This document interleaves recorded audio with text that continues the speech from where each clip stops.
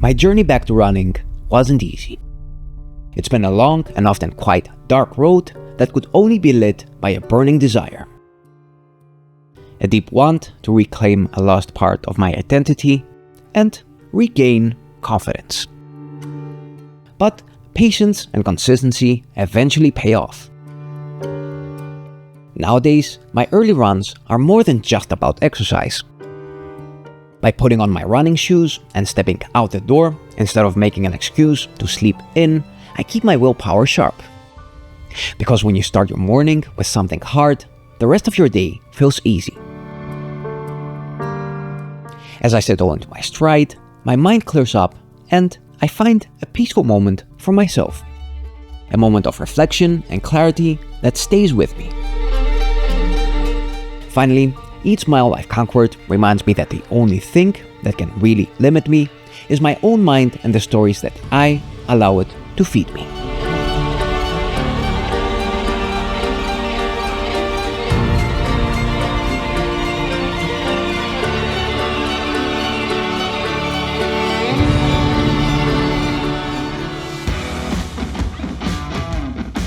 Today we're talking about the awesome mental and physical benefits of Zone 2 cardio for busy dads, but also how to incorporate it in your schedule if you're pressured by time, so make sure you watch the video until the end. By the way, if you need some extra help with dialing in your nutrition, because although running helps, you also can't outrun a bad diet, me and my team have created specifically for you, the Busy Dad, a free 5-day nutrition course that teaches you how to quickly figure out everything from how much you need to eat without counting calories, how to automate your meals and make cooking simpler, how to have family dinners without destroying your progress, how to handle cravings better, basically how to tackle all the common nutrition obstacles that you face as a busy family man. It's free if you subscribe to our Busy Dad newsletter, which only takes a minute or so.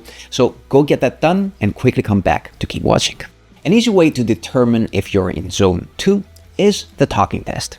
As longevity expert Peter Attia describes it, when you're in Zone 2, you should be comfortable enough to have a long conversation with someone on the phone, but the person on the other end should be still able to notice that you're exercising.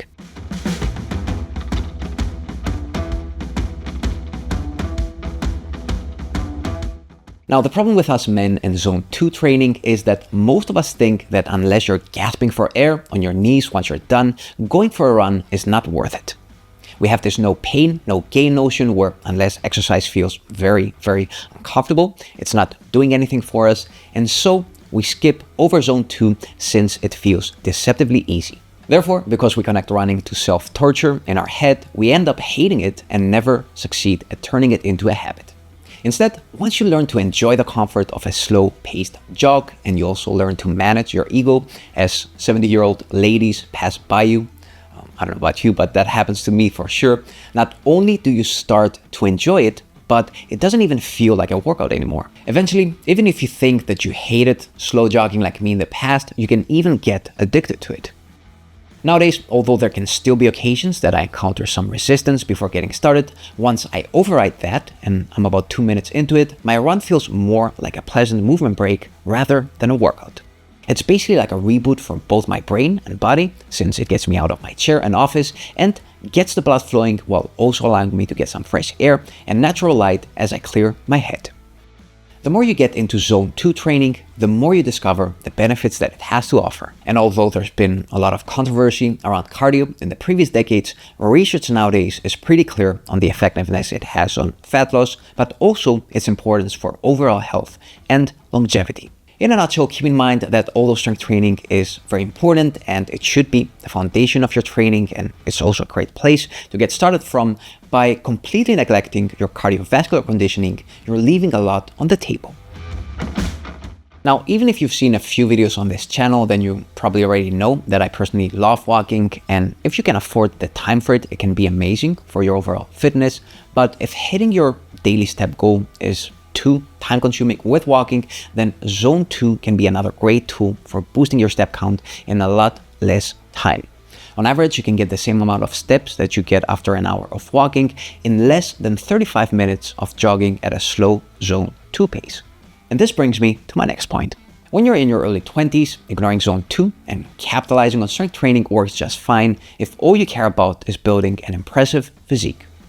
But as you get older, things such as insulin sensitivity and fat metabolism do take a hit.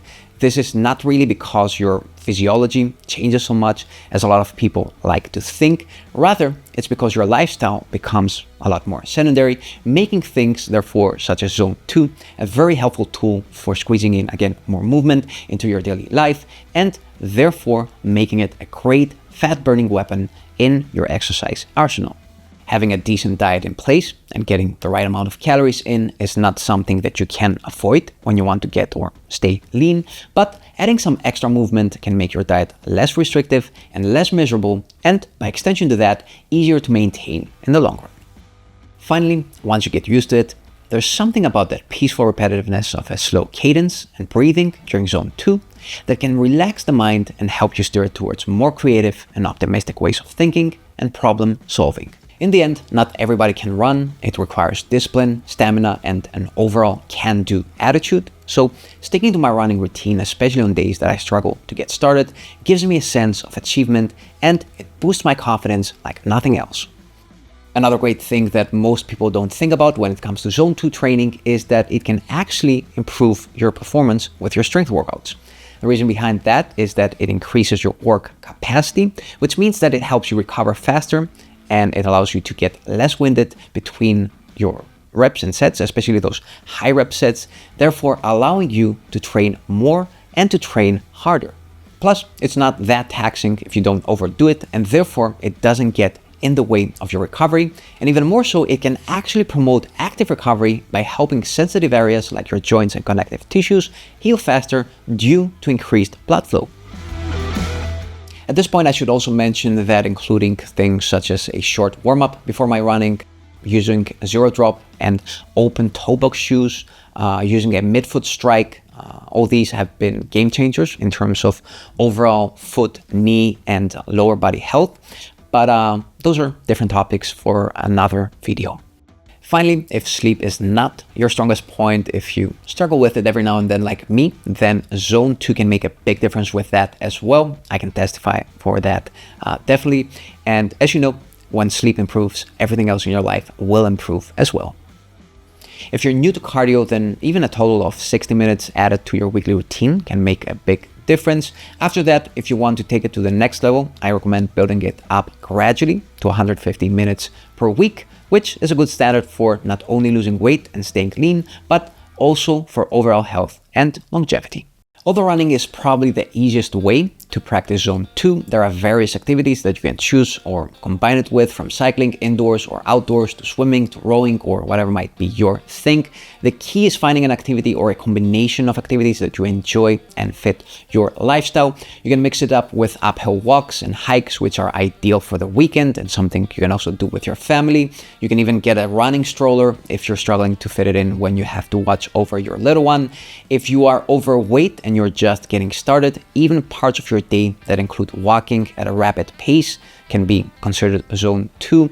Things such as doing your groceries on foot, for example, especially if you live in a little bit of a hilly town. You can use it to read more books by listening to audiobooks. You can catch up with favorite podcasts, or you can do what I like doing lately and leave your phone at home to have some quality personal time of just you and your thoughts, which is something a lot of busy dads can benefit from. Depending on the day and mood, if you're, for example, having a problem weighing you down, you can work on it and look for creative solutions. Or if you're feeling relaxed, you can practice some mindfulness by focusing on the present moment, your breath, the rhythm of your steps, and all the sights and sounds around you. So find things like these that will give a purpose to your runs and will make them enjoyable in order to make your sessions effortless and something you enjoy and look up to. This way you will effortlessly foster consistency and enjoyment while also maximizing the health benefits and maintaining a life balance. That was all for today. If you have any questions, as usual, make sure you leave them below. And until next time, keep on running.